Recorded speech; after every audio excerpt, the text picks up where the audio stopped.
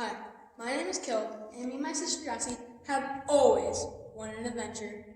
Not just a vacation, but an actual adventure, where we search for something, conquer challenges, and most importantly, have fun along the way. But the day we got one, it wasn't what I expected. So now let me tell you about the adventure that stopped time. My sister and I got along pretty well. We would build forts and play games. The thing we really wanted was an adventure, but that never happened. So instead we would make up our own and act it out. Until one fateful day. We were playing outside. Leaves were tumbling out of the trees. We had no idea we were about to encounter our first real adventure. As we watched leaves falling, all of a sudden, leaves stopped in mid-air. Everything went silent. We didn't know what was going on, so we decided to pick up a ball and threw it. It froze in mid-air.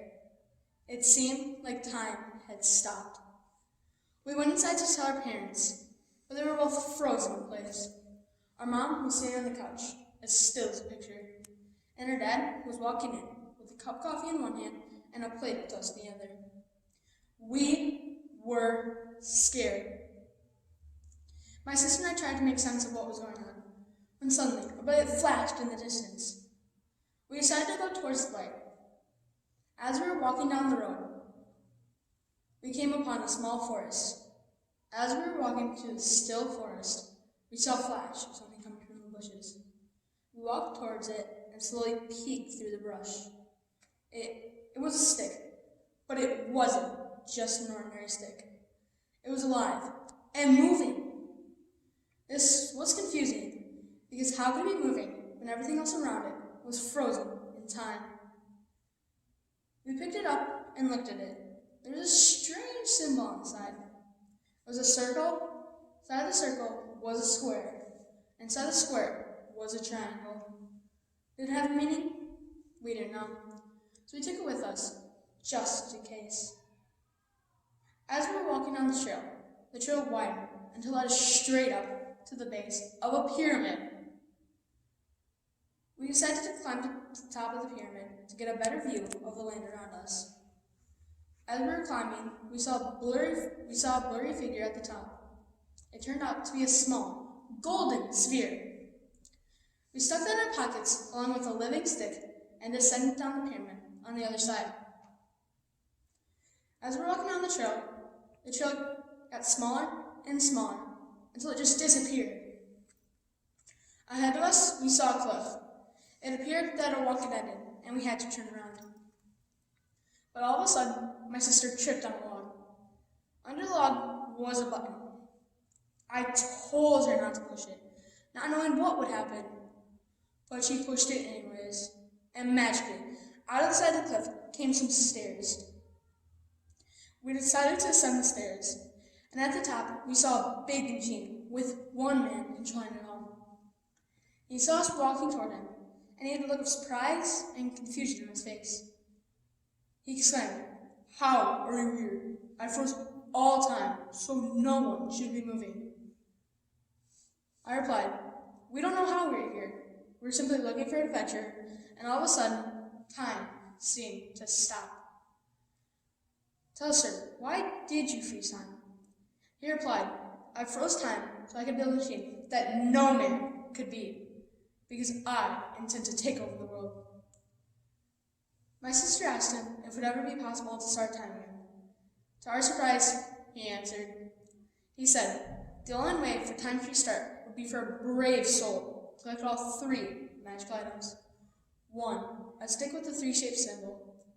2, a sphere made from pure gold.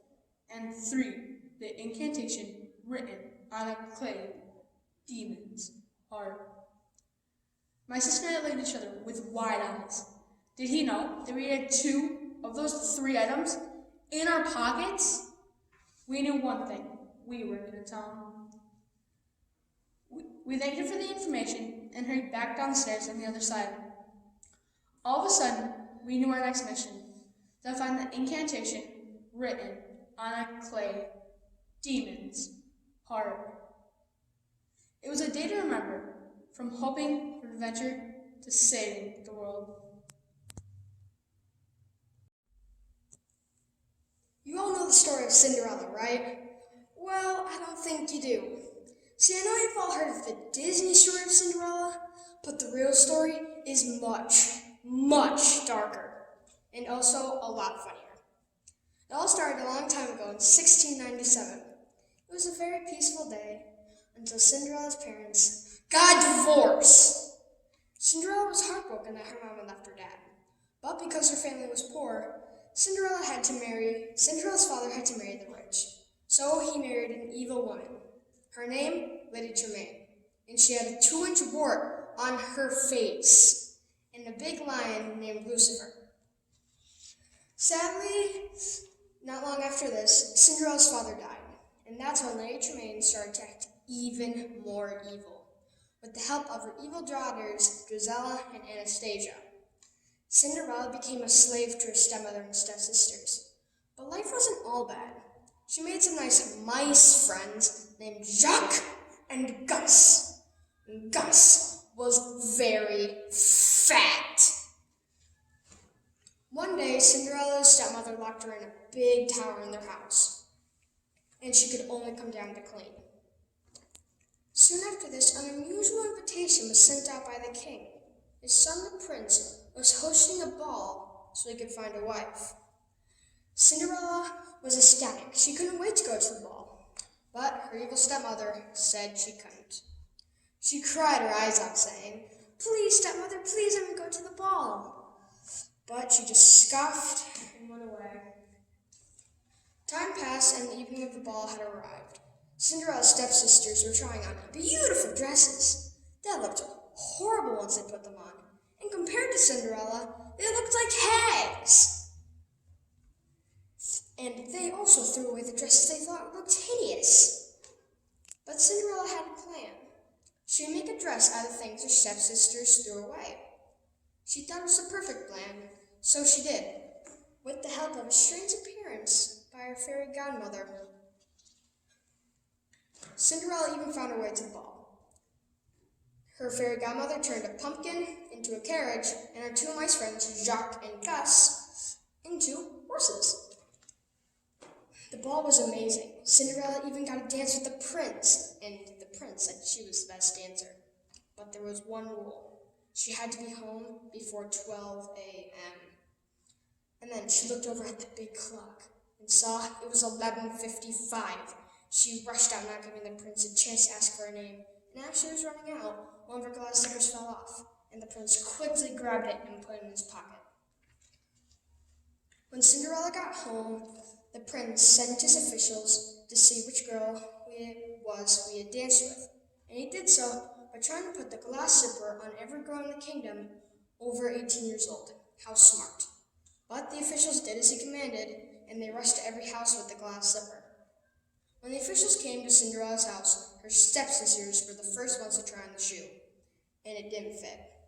One of the sisters, I'm not trying to point fingers here, probably Drizella, cut off her toes for it to not fit. The officials were getting ready to leave when Cinderella came rushing down the stairs and tripped and fell on her face.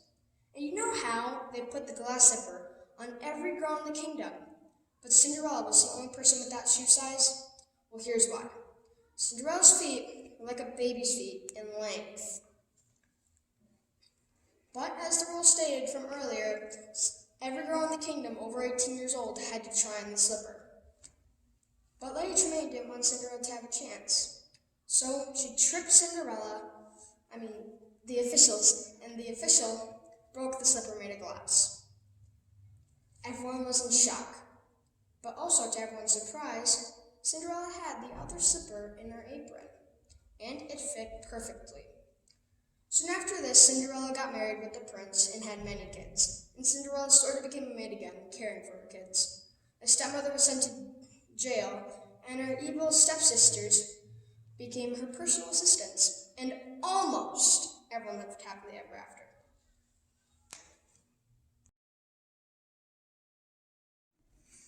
Today, I will show you how to make a paper turkey craft for Thanksgiving. Why? I'm going to make this craft because it is for the end of fall, it is cute and fun, and lastly, how many ladies out there would love to have a unique table decoration for their Thanksgiving dinner table? The items needed to make this craft are a scissors, a glue stick or tape, a black marker for your turkey, colored paper of your choice, a clothespin to connect the feathers, and lastly, remember to bring your creativity with. First thing you'll want to do is take 3 sheets of colored paper of your choice for the turkey's feathers and trim it down to the size you'd like for the turkey's size. Next thing you'll want to do is fold the turkey's feathers into an accordion fold, just like this. Male turkeys are called gobblers, and female turkeys are called hens. We will be making a gobbler because they are known for their brightly colored feathers. Only male turkeys can gobble. Now we're done with the first feather, so you can make 2 more. And I've already made 2 more because of the time. Then you want to connect all 3 with a clothespin, paper clip, or even tape or glue over. You can even stretch out the feathers to as far as you'd like for how it looks. Now we've got the feathers done, so we can make a body. You can make the body using tan or brown paper, and you'll want to cut out an avocado shape for the body. If you think your home is crazy with kids, just imagine a turkey mother's home. She lays 10 to 12 eggs at a time. Now, we've got the body cut out, so you can add eye detail by using your black marker and adding eyes, and if you want to be more creative, you can add a beak using orange paper. Now we've got the face done, so you can use red paper to make a little avocado for the waddle. You know, the red thing on its chin? You want to make it smaller and neat to go under the chin. Once you've got your gobbler cut out, you can put it right onto the turkey's face. Wild turkeys and regular turkeys can live all across North America. Now we've got the waddle on, so you can put it right onto the body.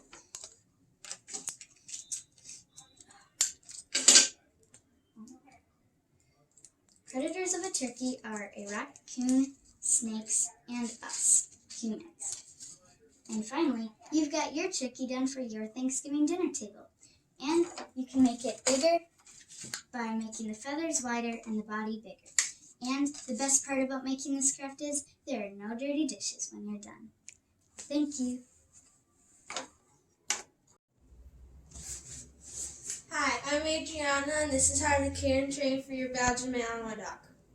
Here with me today is my dog Athena. She's a 4-year-old female Belgian Malinois Husky mix.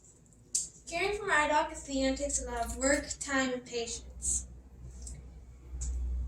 You should start for care. You get a brush like this, and it should get the top and undercoat. When you get the undercoat, it'll get out dead hair and skin and all that grossness. You should give them a daily brush each day, only for about 5 minutes. These dogs usually look like skinny German shepherds, but they usually have brown eyes and big black bold faces. But for Athena, she has blue eyes, and they do a cool thing with their mouth, and it turns white when they get older. These dogs were originally from Belgium, and they're trained to serve police and military officers by jumping off of airplanes, running in backpacks, and crawling in tight spaces. You should give your dog a bath about every month. I do it usually on the first or the last day of the month. You should feed your dog twice a day with unlimited water. I prefer brands like Blue Buffalo, Pure Balance, and Golden Rewards as a treat and food source. You should get the nail clippers, not these sand ones, because it's really ticklish and they hate it. And you should get equipment that is like heavy duty and it'll last longer. I like to get the ones with the hard stuff on top so that they don't chew it so easily. Training takes a lot of work, time, and patience. First thing you want to do is rip up treats about the size of your finger. You want to start by saying nice things like good dog and give them a treat so they feel comfortable. Good dog. And pick what you want to teach them to do. I'm going to try to get her to speak. Tina, speak. Tina, speak. It's okay if they don't do it. The answer to this is repetition. It means you do it over and over again. Like this. Speak. No. Speak. And you say that every about 5 seconds, and then when they do, you give them a treat. And now, I'll show you some tricks I've taught my dog Athena. Athena. Sit. Good girl. Sit. Girl.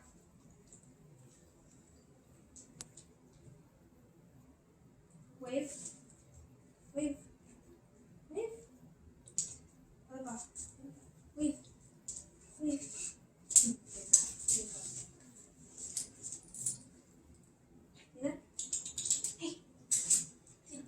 Sit. Sit. Lay down. Lay down. Lay down. And then I've also taught her some cool things like pose. Good girl. And don't bite my fingers. Be gentle. Good girl. And if you train them to do these kind of things, you'll create a relationship, you'll gain obedience, and it'll just make it a lot easier. You should also exercise them.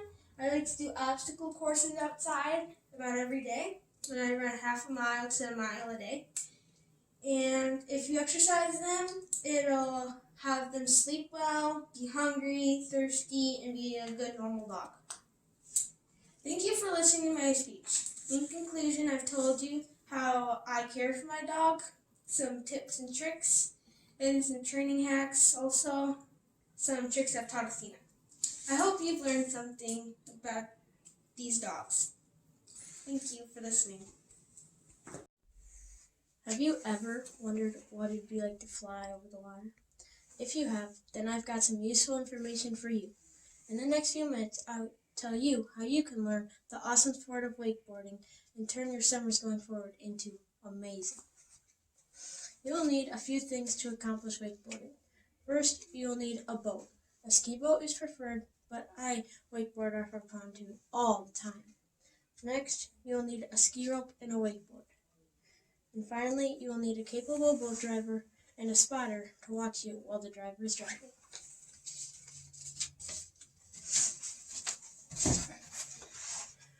First, slide your feet into the boots. It works best if you do this before you get in the water, because if you do this in the water, it is harder to get your boots tight. Next, slip into the water. After you slip into the water, have the spotter throw you the rope. Swim out as far as you can until you feel the rope is tight to your chest. Then you'll tell the driver that you are ready to go. Pretend like you are sitting in a chair and point your feet up. Next, put your rope over the top of your board. After you put the rope over the top of your board, signal the driver that you are ready to go. The driver will accelerate to a speed that is comfortable for you. I am usually told between 25 and 30 miles per hour, but I am more skilled than a beginner. Next, turn your hip. You will turn your hip to whatever your dominant hand is. For example, I'm right-handed, so I would turn my right hip towards the boat. After you turn your hips to the board, keep your elbows slightly bent. After your elbows are slightly bent, you should be able to ride well. When you are up, you can go in and outside the wake. The wake is the path that the boat leaves behind the boat. Next, when you get really good, you can do a few tricks. You can either do a jump or a 360. That's where you turn around in a complete circle. In conclusion, I have loved growing up behind a boat and learning how to ski and wakeboard. I hope you have learned something awesome about this speech, and if any of you would like to learn how to wakeboard, come on out. Lake Hashinon is my second home. Have you ever wondered how to make your own jewelry? It's a lot less expensive than buying it from a store. Today, I will show you how to make a simple but pretty bracelet. These bracelets make wonderful gifts for all your friends, family, or anyone special in your life. Besides that, they are a really cool activity to keep your hands busy. Some supplies you will need are a looming plate, a looming stick, and different colored rubber bands. Let's get started. You're going to choose 3 different colors, and mine are purple, blue, and green. Did you know that the rubber bands, they come in a variety of colors. They also are very small but mighty. They can work as a hair tie if you have a hair emergency. Okay, you're going to take your looming plate, which is set up with little prongs. The prongs are like half circles. The hole in the middle is supposed to be facing up and not down. If you don't understand that, that's okay. Just find an arrow and make sure that's pointing up and also not down. So, you're going to take your first rubber band, put it on the bottom prong, and then pull it to the left. Next, you're going to take your next color, put it on the prong that you just left off on with your old color, and pull it to the next. You're going to keep repeating this step all the way until you get to the top. Whatever you do, do not use this side.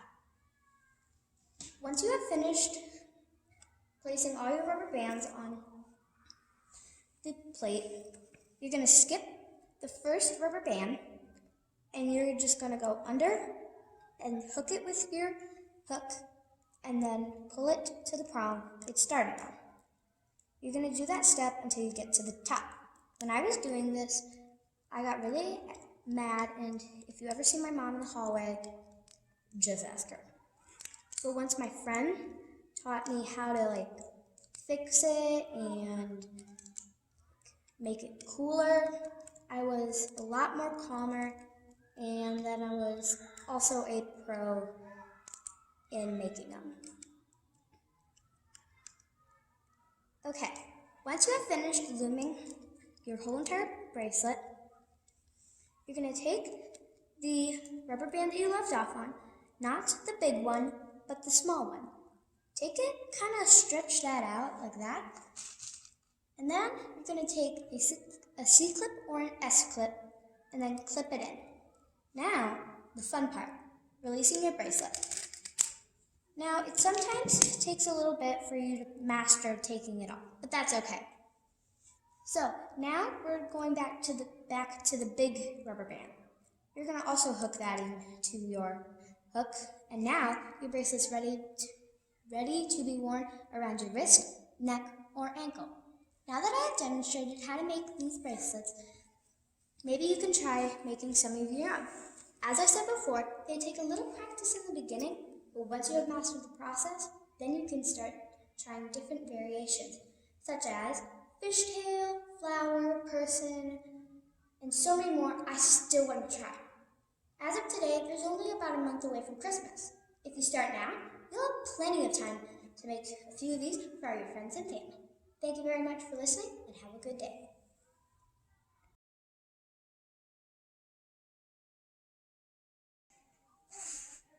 Ladies and gentlemen, do you like baseball?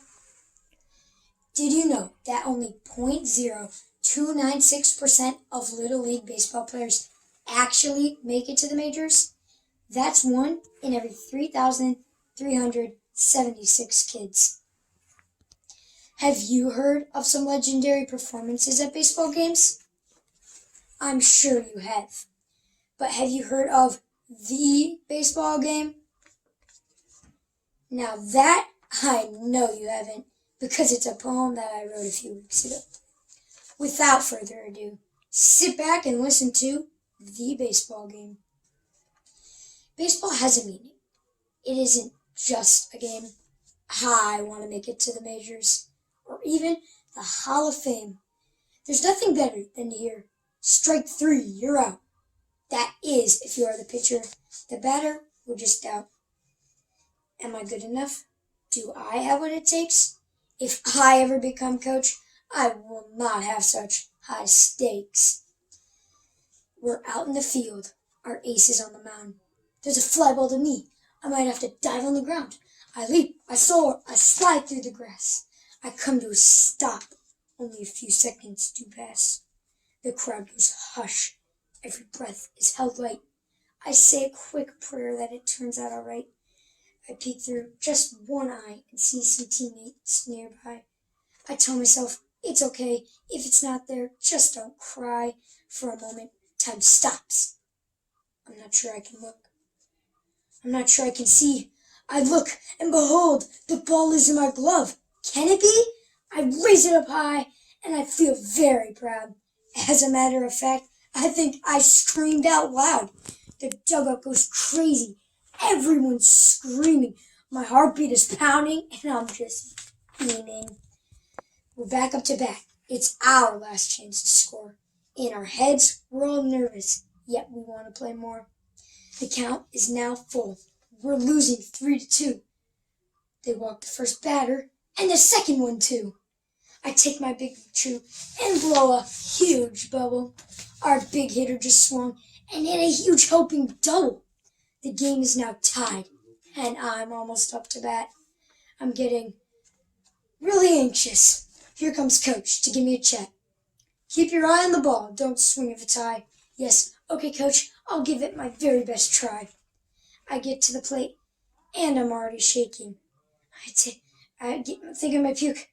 My legs are just aching. I take a deep breath, and I close my eyes. I take in the aroma of hot dogs and fries. I miss the first pitch. The next two are just outside. I hear my team cheering and chanting my name. If I miss this next pitch, will they like me the same? A foul ball. A wild pitch. This is my last shot. I can't hit it high for fear it will be caught. The ump announces, full count. This is it. The pitcher winds up. I swing and I hit.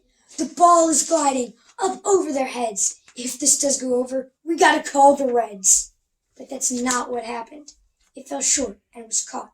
It was an incredible catch because my hit was a shot. The game went into extra innings and we lost 4-3. But when I think back, I still feel victory. I'm not mad that he caught it. Actually, I'm quite glad. That boy became a hero, and that's pretty rad. Baseball has a meaning. It isn't just a game. There are more important things to it than money and fame. It is a God-given talent to be able to play. We were made for a reason. We should show that every day. God's master plan isn't the same as yours or mine. Sometimes he uses us to help others shine.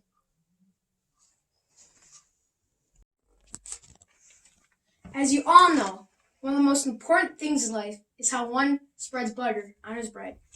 This poem recounts one of the greatest battles ever had on this one subject. Tune in and find out what happens next.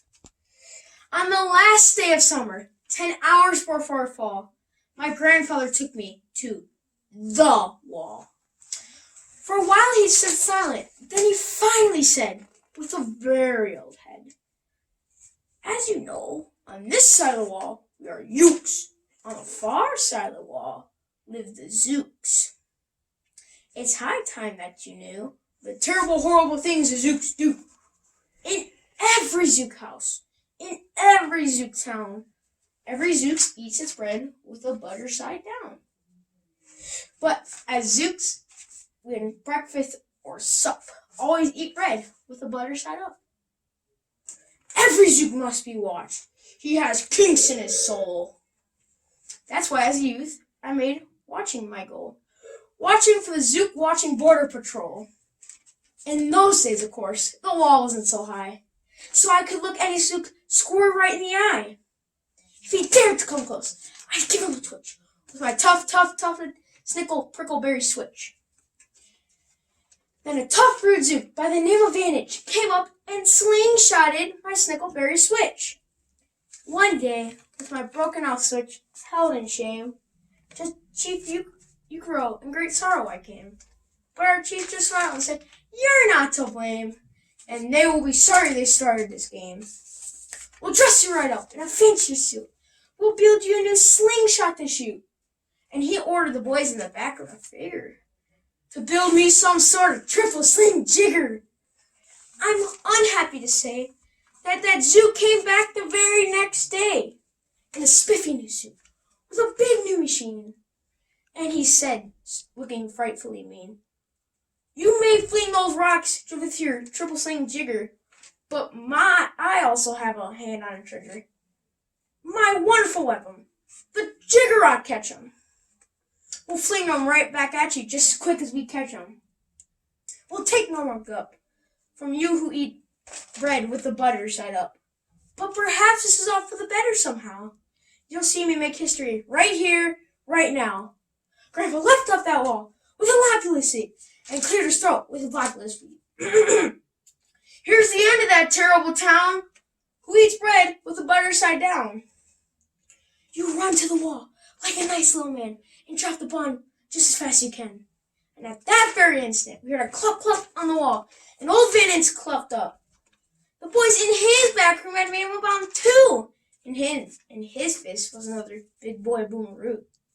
Grandpa yelled, "Be careful! Here's the end of that terrible town. I'll blow you," he yelled, "into small beans. I'll butter side up you into small smithereens.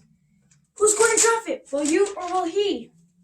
Well, if you want the answer, I'm sorry to say that a storm came up and quickly chased us away. No peace to be had on each side of that wall. Each night you can hear one shout their call. "Butter side down is the best way to be. No, butter side up is the best. Can't you see?" Have you ever wanted to run a zoo? Well, this is the story of Gerald McGrew. And he wanted to run a zoo with amazing animals that no one knew. "It's a pretty good zoo," said Gerald McGrew, "and the fellow who runs it seems proud of it too. But if I ran the zoo, I'd make a few changes. That's just what I'd do. The lions, tigers, and that kind of stuff they have up here now are not good enough. You see things like these in just any old zoo. They're awfully old-fashioned. I want something new. A 4-footed lion's not much of a beast. The one in my zoo will have 10 feet at least. 5 legs on the left, 5 legs on the right. Then people will stare and say, 'What a sight! Why, this zookeeper, newkeeper Gerald's quite keen. That's the darndest lion I've ever seen.' But that's just the start. I'll do better than that. They'll see me next day in my zookeeper's hat, coming into my zoo with an elephant cap. They'll be so surprised they'll all swallow their gum. They'll ask when they see my strange animals come, 'Where do they come from? His animals have such odd faces.' I'll bet he gets them in rather odd places. I'll catch them in caves, I'll catch them in brooks, I'll catch them in crannies, I'll catch them in nooks that you don't read about in geography books. I'll catch them in countries that no one can spell, like the country of Potiphar, In a country like that, if a hunter is clever, he'll hunt up some beasts you never saw ever. I'll load up 5 boats with a family of jotes, whose feet are like cows, but with squirrel skin coats, and sit down like dogs, but have voices like goats, excepting that I can't sing the very high notes. I'll capture one tiny, I'll capture one cute, I'll capture a deer that no hunter would shoot. A deer that's so nice he could sleep in your bed, if it weren't for those horns that hung from his head. I'll capture a scragglefoot mulligatawny, a high-stepping animal as fast as the wind from the blistering sands of the deserts of Zinde. This beast is the beast that the brave chieftains ride when they want to go fast to find some place to hide. A Mulligatawny is fine for my zoo, and so's a chieftain I'll bring back too. In the far western part of southeast North Dakota was a very fine animal called the Iota, but in the northeastern west part of South Carolina there was an even finer one. When people see him, they will say, "Now, by thunder, this new zoo Zoo is really a wonder. Zoo should have bugs, so I'll capture a thwirl, whose legs are snarled up in terrible snarls. And then I'll go and I'll capture some chugs, some keen shooter, mean shooter, bean shooter bugs. I'll bring back a gusset, a gherkin, a gasket, and also a gooch from the islands of Nantasket. Then the whole town will gasp, 'Why, this boy never sleeps! No keeper before has kept what he keeps.' There's no telling what that fellow could do. And then, just to show them, I'll sail to Katroo and bring back an Itcutch, a Nurgle, a Nerd, and a Prue. Stop? Well, I should, but I won't till I catch the Fizma Pork, the world's biggest bird from the islands of Gork. And when I get him back to my park, the whole world will say, 'Young McGrew's made his mark.' Wow, they'll say, what this zoo must be worth. It's the best zoo on the face of the earth." Hello, have you ever heard of Dr. Seuss? The Cat in the Hat knows a lot about that. Green eggs and ham, they all were a bear. But today I'll be telling you about one story you may not have heard of. What pet should I get? We want a pet. We want a pet. What kind of pet should we get? Dad said we could have one. Dad said he would pay. I went to the pet shop. I went there with Kay. So I went in and I took a fast look. I saw a fine dog who shook hands, so he shook. And I said, I want him. But then Kay saw a cat. She gave it a pat, and she said, I want that. Now Kay said, now what do you think we should do? Dad said to pick one. We can't go home with two. Then what do you know? We saw two other kinds. Now how can Kay and I make up our minds? A pup and a kitten? They looked like good fun. Now which will we pick? We can only go home with one. Make up your mind. The cat or the dog? The kitten, the pup? Oh boy, this is something to make up a mind. Then I looked all around. I saw something with wings. And I said, we can go home with one that sings. But then, look over there, said my sister Kay. We can go home with a rabbit today. Then I looked at Kay. I said, what will we do? I like all the pets I see. So do you. We have to pick out one pet, and we have to pick it out soon. You know, Mother told us to be back by noon. I could have done it. I bet. I could have asked Mother, what pet should we get? But you want to know what Kay did? You want to know what Kay did? She said, fish. And maybe a fish is the pet that we wish. Then I saw a new kind. And they were good too. How could I pick one? Now what do you think we should do? We can only pick one. That is what my dad said. But how can I make up my mind in my head? Make up your mind. Pick a pet fast. Pick it out soon. You know, Mother told us to be back by noon. If we had a big tent, we could go on with a yen. Dad would like us to have a good yen. But I don't know if he would pay for the tent. So you see how it is when you have to pick out a pet? How can you make up your mind what to get? But what if we took on one of each kind of pet? Then our house would be full of pets we would get. No, Dad would be mad. We can only pick one. If we do not choose, we'll end up with none. I will do it right now. I will do it, I said. I'll make up that mind that is in my head. The dog or the rabbit, the fish or the cat. I picked one out fast, and that was that.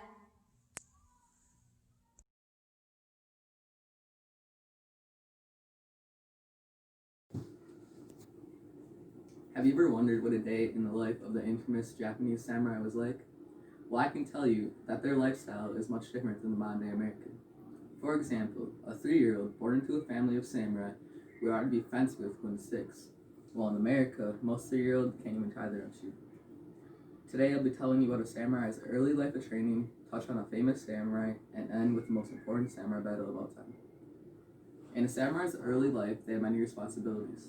As you probably already know, samurai were the main military force for Japan in the 1500s to the 1800s. This meant that the children there would have to train restlessly until they were ready to fight against other armies. In their training, they would learn Bushido, or the way of the warrior. They would attend samurai school, and here they would learn how to defend themselves and to use the sword. When they were ready to fight, the first thing that they would have to do was defend their household with their father. This would also be the beginning of their religious training in Buddhism. In Buddhism, they believed that life was full of uncertainty and suffering. This meant that they would train all day and all night, even if it meant that they died. An example of a samurai would be Miyamoto Musashi. He is said to be the best and most well-known samurai of all time. He is best known for being undefeated in 61 duels. He was a Japanese philosopher, swordsman, strategist, and writer. An example of one of these duels would be when he was 13 years old. He fought a man much older than him, and Musashi won. Sekigahara is said to be the most famous and important samurai battle of all time. It was a battle between two rulers, Tokugawa Ieyasu and Ashita Mitsunari. Their combined armies came out to be 150,000. In the first 6 hours of fighting, over 30,000 samurai died, with the most deaths occurring on Ashita's army. Tokugawa Ieyasu won and became the shogun of Japan. The shogun is basically a modern-day dictator. A samurai trained all of his life so that he could serve his country. Do you think you could do the same? Because I know most people, including myself, could not. Egyptian mummification. Did you know that if you lived in ancient Egypt and you were married to the pharaoh and the pharaoh died, they would kill you and you would go through the process of mummification along with the pharaoh. Today I will be sharing with you some facts about the interesting Egyptian process called mummification. How to mummify. The process goes like this. As soon as you were killed, your organs would be removed and stuffed in a canopic jar. A canopic jar is made out of limestone or pottery and used to store the viscera, inner organs. After the inner organs were removed, the body was dried with natron salt, which is a preservative. It took 70 days to mummify a body. Mummifying a body could preserve a body for several thousand years. If you were the pharaoh, you would then be placed in an ancient sarcophagus, which is like a casket, but it's body shaped and decorated with spiritual symbols. Why mummify? The Egyptians practiced mummification because they believed that they could live again in Osiris's kingdom after death. Only those who could afford it had their bodies preserved by mummification. 4 famous pharaohs were mummified: Khafre, King Tutankhamun, Ramesses the Great, and Ptolemy. Khafre was the man that invented the Sphinx, an animal figure with the body of a lion and the head of a pharaoh. King Tutankhamun, or King Tut, he took the throne at age 9, had a 10-year-long rule, and died at the age of 19 from an infection which could have possibly been the result of a broken leg. Ramesses the Great, or Ramesses, was known for being the greatest pharaoh of Egypt. The final pharaoh, Ptolemy, was the brother of Cleopatra and the last ruler of the Egyptian dynasty. Ptolemy ruled Egypt, same time Caesar ruled Rome. The elaborate process of mummification might suggest the Egyptians were preoccupied with death. However, it was the opposite. They began planning for their death early because of their love of life, and they wanted to be sure it would continue after death. Some villagers in Papua New Guinea still mummify their ancestors today after death. They are taken to a hut and smoked until the skin and inner organs are dried out. Then they are covered in red clay, which helps maintain their structural integrity, and placed in a jungle shrine. So, after what you just heard, would you like to be married to an Egyptian pharaoh or not? Choice is up to you. Did you know that there are over 70 mythological creatures in ancient Greece alone? Well, for your attention span's sake, I'm only going to tell you about a few of them. Some of these creatures are big, some are small, but they all have one thing in common. They are all fascinating creatures that do fascinating things. Today, I will tell you who is one of my favorite creatures, and you can even decide which one is yours. I'll begin with a gigante named Athos. A gigante is a giant. These giants were not regular giants. They're a race of people with great strength, but not always great size. These giants would be believed to be born from blood falling from the god Uranus or the sky when he was attacked by his Titan son Cronus. These giants always wore heavy armor. In his lifetime, Athos created a mountain in northern Greece, which is named after him, Mount Athos. Have you ever wondered what it's like to create a mountain? Well, this is how Athos got his mountain. All the gigantes hated Poseidon, the god of the sea, because they were sons of G, the earth. Since Athos was gigante, he tried to kill Poseidon by throwing a mountain at him, but he missed. After missing, Poseidon threw the mountain back at Athos, creating Mount Athos. This mountain can be found in northern Greece today. Another well-known Greek figure is a centaur named Chiron. He is known as one of the oldest and wisest of all the centaurs. A centaur is a creature with the upper body of a human and the lower body of a horse. Chiron was different. His front legs were like a human's, and his back legs were like a horse's. He was born when his Titan son Cronus, his father Cronus, was in horse form. This made him half horse and very intelligent, civilized, and kind. This was unlike most centaurs. He was known as a teacher and a healer. He taught great Greeks like Achilles, Dionysus, and Heracles. He was also thought of as a god. He died when one of his own students, Heracles, accidentally shot him with an arrow with deadly poison on his tip. This happened because a large group of centaurs was shooting into a cave when Chiron was just outside. Heracles was shooting back from inside the cave and accidentally hit Chiron. Chiron tried to heal himself but couldn't. He then died and became a constellation. This constellation can be found in the southern hemisphere. The next creature you may be familiar with. It's the lycanthrope, otherwise known as the werewolf. Werewolves first appeared in Greek mythology with the legend of Lycaon. Lycaon angered the god Zeus. So, in return, Zeus turned Lycaon and his sons all into wolves. They returned into creatures that could shapeshift from man to wolf. Legends portrayed that these creatures could make more werewolves by biting or scratching humans. Some people even believe that these creatures were not legends, but actually real. Just in case you might be concerned, these creatures were last recorded in the 18th century, so you don't need to be afraid when you go outside on a full moon. My favorite creature is Chiron. Have you decided which one is yours?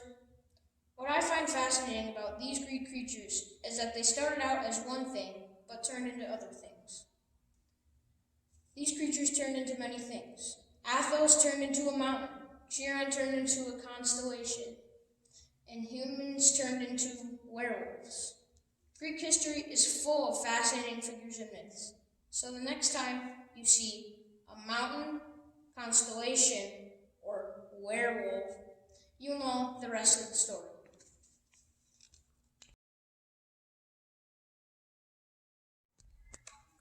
I will be reading a story today called Dragons Love Tacos, author unknown. Hey, did you know dragons like tacos? They love beef tacos and chicken tacos.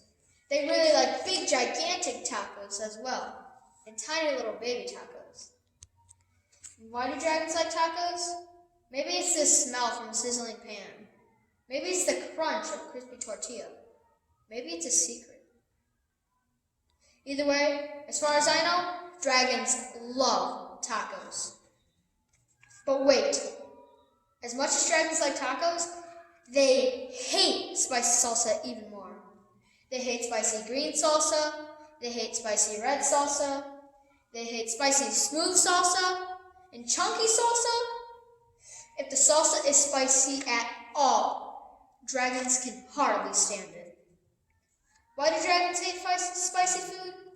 Well, just one drop of hot sauce makes the dragon's ears smoke. And just one single speck of hot pepper makes the dragons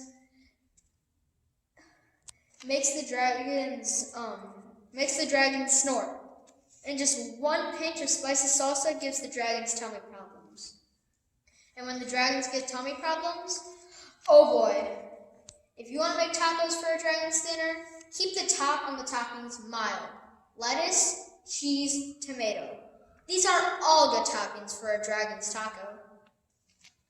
The only thing dragons love more than tacos are parties. They like costume parties and pool parties. They like big, gigantic parties with accordions and tiny little parties with charades. Why do dragons love parties? Maybe it's the conversation. Maybe it's the dancing. Maybe it's the comforting sound of good friends' laughter. But the only thing that dragons love more than tacos or parties is taco parties. Taco parties are parties with lots of tacos. If you want to have some dragons over for a taco party, you'll need buckets of tacos, pant-loaded tacos, or better yet, get a boat and fill it with tacos. That's about how many tacos you'll need for a taco party. So before you invite your dragon friends over for tacos, make sure you have plenty of tacos. Great big little tacos, tiny little baby tacos, beef tacos, chicken tacos, various extra backup tacos, secret emergency tacos, fruit punch, and more tacos. And remember, no spicy salsa.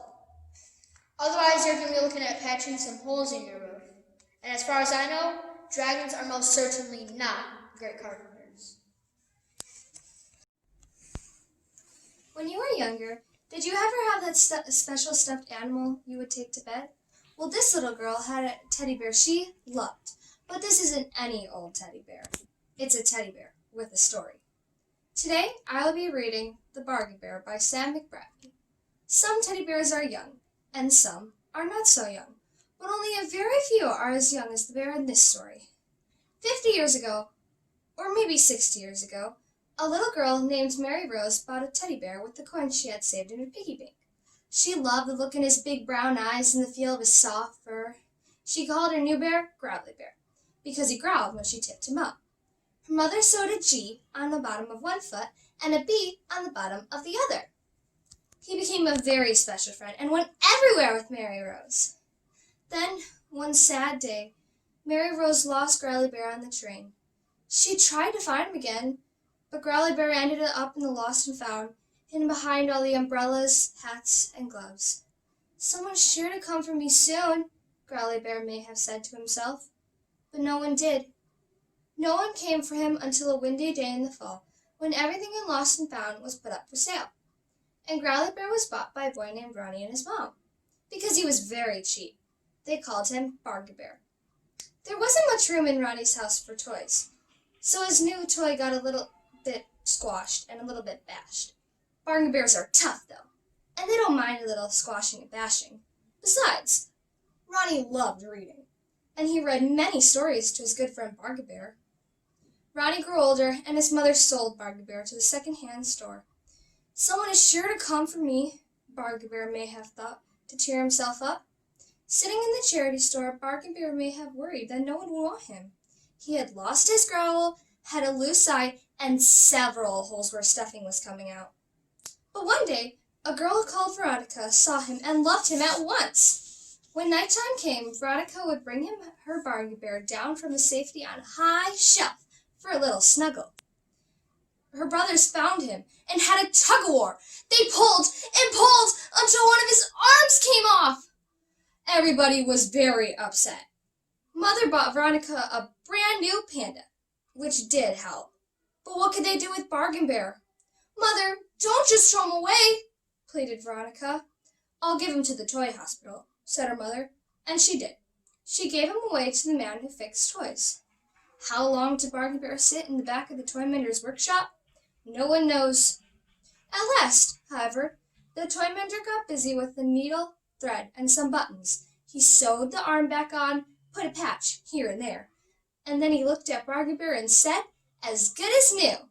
Now you're worth a pretty penny," the toy mender said to him. He sold Bargain Bear to the antique store, a store full of old and very expensive things. Bargain Bear had little confidence that someone would buy him because this was a store for adults, not children. But then came the week before Christmas. A lady and her husband pushed open the door of the antique store. They had come to buy a clock for a friend. The lady had glanced up at the teddy bear in the window, and then with surprise, looked again. The second time, she noticed a G on his right foot. "Oh my goodness," she said. "It couldn't be. Could it?" "Look at the other foot, Mary Rose," said her husband, who had often heard the story of Growly Bear and how he had the letter G on one foot and B on the other. "It's there! The B!" cried Mary Rose. "It's him! My Growly Bear! After all these years, he's mine again. I wonder where he's been. Isn't this something?" It really was. Mary Rose paid $100 and took her Growly Bear home. "This time, I'm not going to lose you," she told him. And she didn't. He still lives with Mary Rose, and I should think he's pleased. Don't you? After all, it's not so hard to love you when someone loves you as much as that.